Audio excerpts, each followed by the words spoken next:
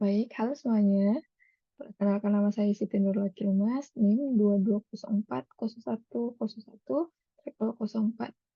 Nah, pada kesempatan kali ini saya ingin membahas autentifikasi dan manajemen akun, di mana sebagai salah satu syarat lulus ujian mata kuliah dasar keamanan komputer. Langsung aja kita masuk ke materinya.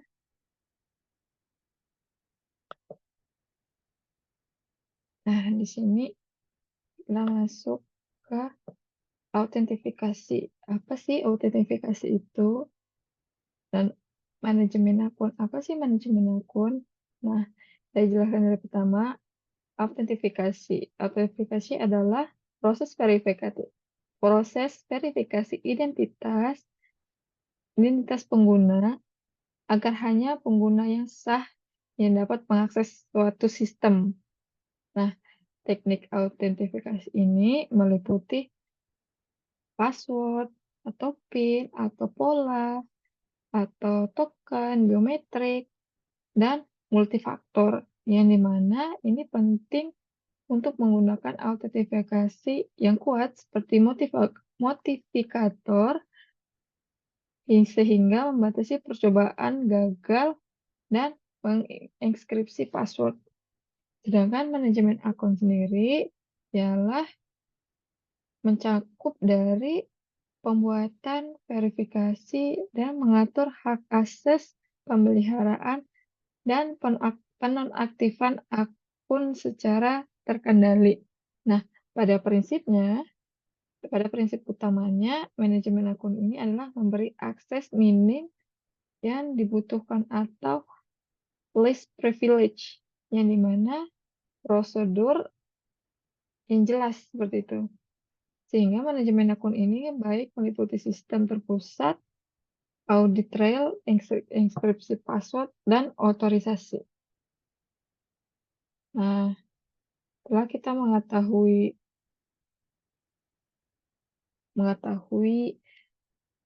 apa itu autentifikasi dan manajemen akun, di sini ada teknik-teknik autentifikasi yang dimana adalah password atau kata sandi.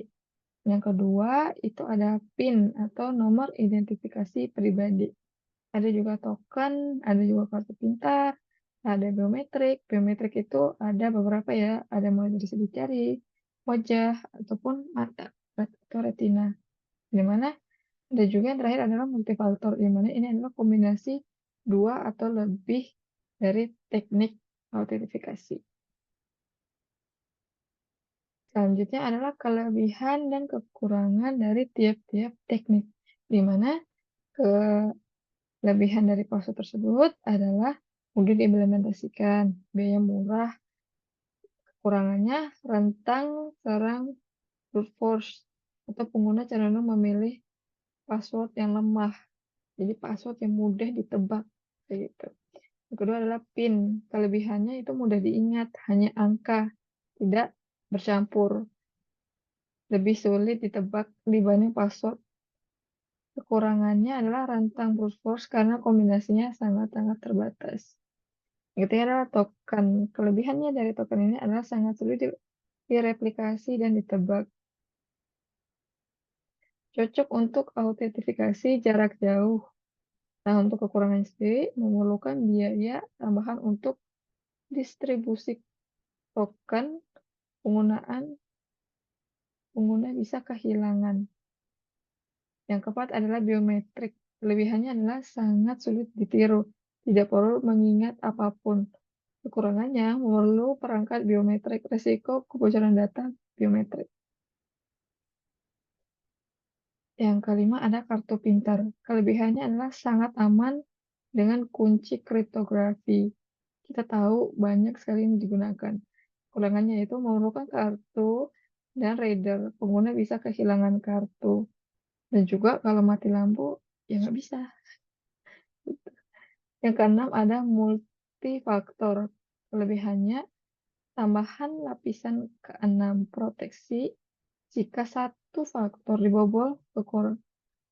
Kekurangannya, kompleksitas implementasi lebih tinggi, dan pengalaman pengguna yang kurang nyaman. Untuk biometrik, terus juga password, PIN, token, itu kayaknya kita bisa jumpai banyak. Ya, contohnya aja adalah uh, HP kita gitu, di mana HP kita ini uh, kita banyak ya menggunakan password, gitu kan, password ataupun sidik jari. Ataupun sidik jari ini masuk ke biometrik.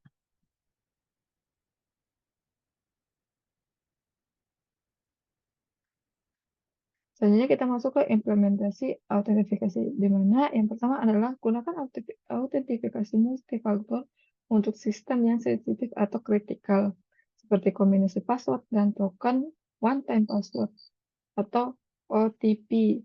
Ini biasa digunakan untuk seperti bank. Terus ada juga yang kedua adalah inskripsi dan haskan password di database. Jangan simpan password dalam bentuk plain text. Yang ketiga, ada batasi jumlah percobaan login gagal. Lalu temporary logout akun untuk mencegah brute force attack. Yang keempat adalah wajib verifikasi tambahan seperti email atau SMS jika login dari perangkat atau lokasi baru. Yang kelima, ada enkripsi token dan cookies, di mana dari segi agar aman meski diretas.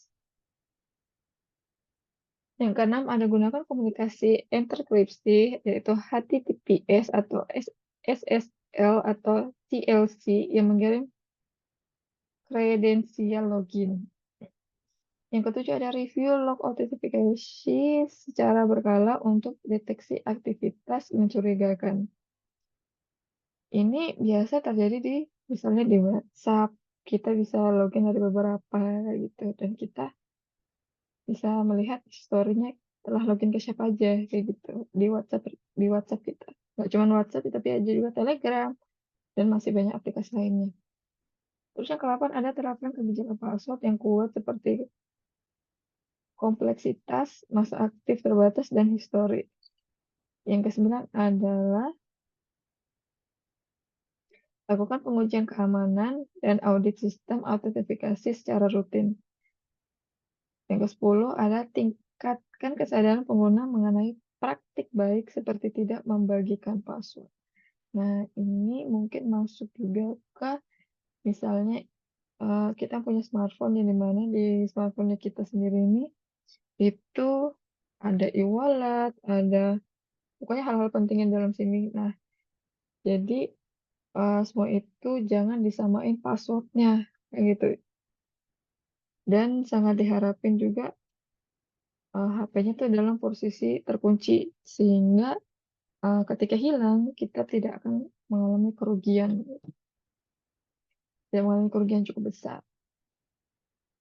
Yang selanjutnya itu ada masuk ke proses manajemen akun, yang dimana yang pertama adalah pembuatan akun. Nah, dalam pembuatan akun ini kita akan diminta verifikasi identitas, isi formulir data lengkap.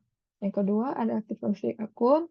Aktivasi akun ini adalah aktivasi akun manual setelah disetujui, yaitu biasanya dan juga ganti password awal.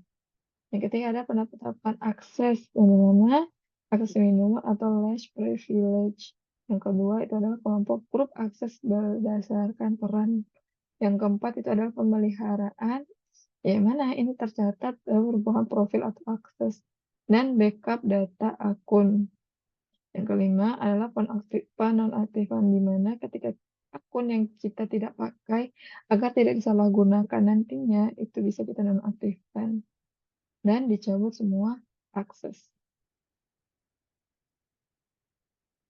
Biasanya adalah manajemen akun yang benar. Yang pertama adalah terpusatkan manajemen identitas. Itu gunakan sistem manajemen identitas terpusat, integrasi dengan sistem HR dan layanan IT, kelola pembuatan aktivasi penonaktifan akun secara terkendali. Yang kedua adalah penerapan least privilege access, yang dimana ini diberikan akses minimum yang diperlukan sesuai peran atau jabatan. Ada juga kajian ulang hak akses secara berkala dan cabut akses yang tidak diperlukan lagi. Yang ketiga adalah penggunaan grup akses. Yang pertama, dalam penggunaan grup akses ini adalah kelompok pengguna ke dalam grup akses. Yang kedua ada dasarkan pada departemen dan peran. Yang ketiga ada mudahkan manajemen hak akses. Yang keempat adalah audit trail untuk semua aktivitas, di mana Anda rekam semua aktivitas, yaitu pembuatan, aktivasi, penonaktifan, perubahan akses. Lakukan audit trail secara berkala.